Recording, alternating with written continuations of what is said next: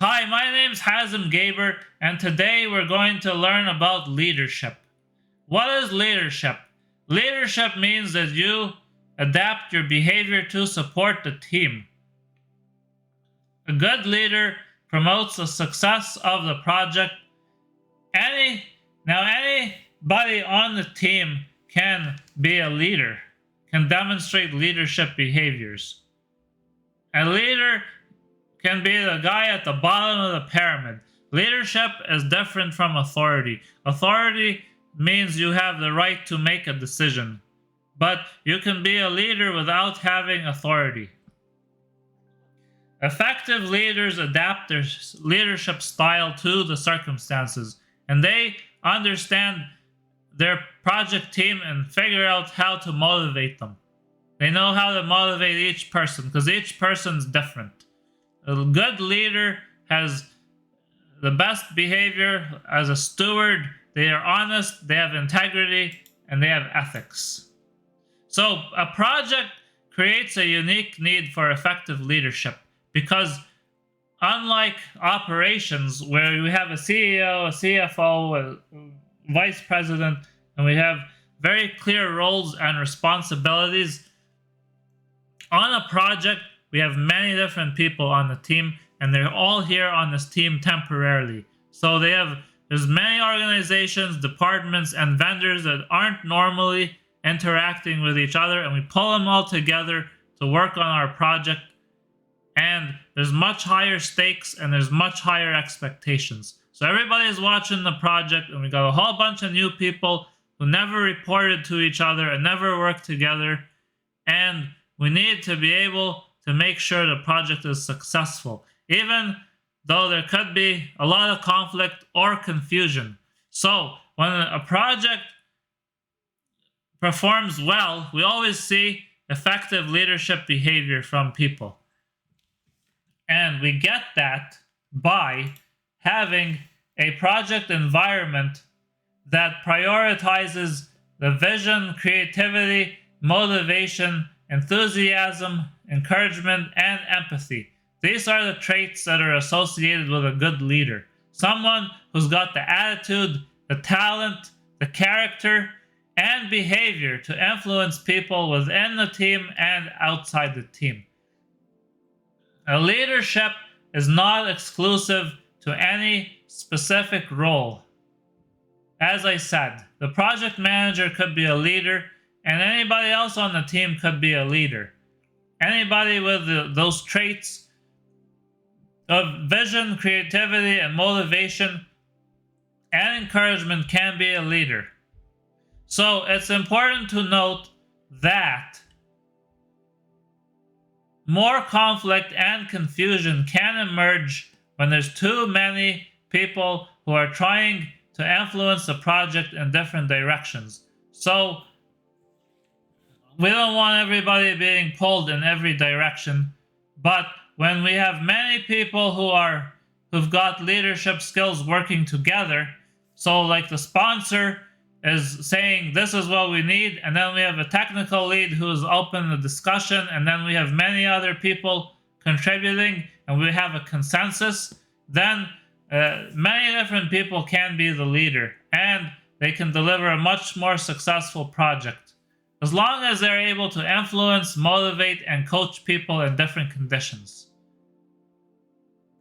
So I gotta be clear that leadership is not the same thing as authority, because authority is control, and control is given to people by the organization to afford us a proper function.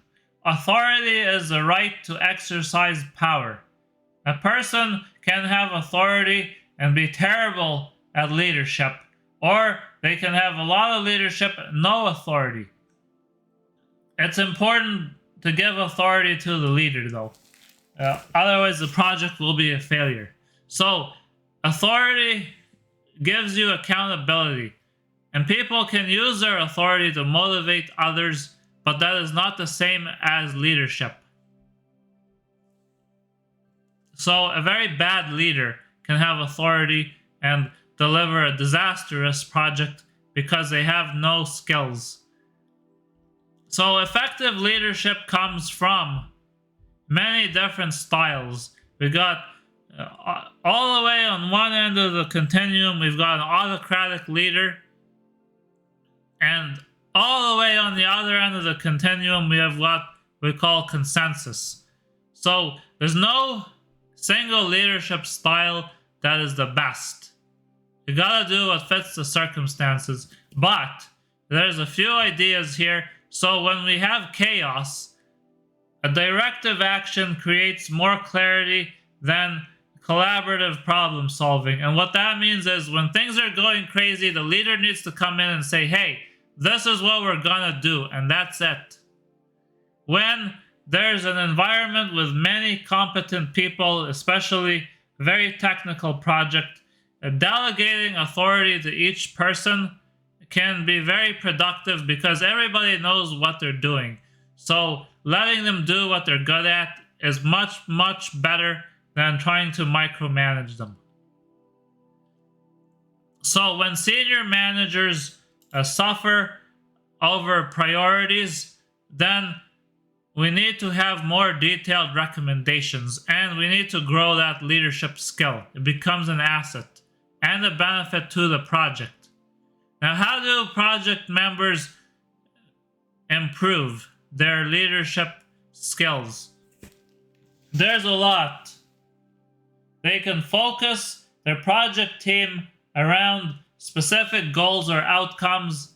They can seek resources and support for their project, generate consensus, overcome obstacles, negotiate, compromise, reduce conflict, adapt their communication style so that they are relevant to their audience, coach and mentor people, appreciate people, reward positive behavior, provide opportunities for growth, collaborate, have active listening, employ effective conversations, empower the project team members and delegate responsibilities to them, show empathy for people's perspectives, have awareness of your own biases and behaviors, manage and adapt to change, and facilitate a fail fast and learn quickly mindset by acknowledging your mistakes. And be a role model, because people on the team don't do what you tell them, they do what they see you do. Whoops. So, character matters greatly. A person may have a very strong leadership ability, but then have their influence undermined by the perception that they are self-serving or untrustworthy. And that means that to be an effective leader, you must be honest, and you must be ethical, and you must be unselfish, and you must be transparent, and you must ask for help when you need it. If you don't, then you're going to fail. You're not going to be respected as a leader because the project team members are watching you and they are going to copy what you do, not what you say. Therefore, as a leader, you have additional responsibility to demonstrate the behaviors that you expect from the people who you are leading. A project works best when leaders understand what motivates their people. Each team member has their own motivation. So, as a project leader, you must use the right skills and characteristics, and that means know how to best communicate and motivate people. Leadership can foster shared responsibility towards the project goal. Effective leadership promotes success and contributes to positive project outcomes. And additionally, business obligations can be based on delegated responsibility and authority. By blending styles, any project team member or stakeholder can motivate, influence, coach, or grow the project team regardless of their position. If you have any questions, please post a comment.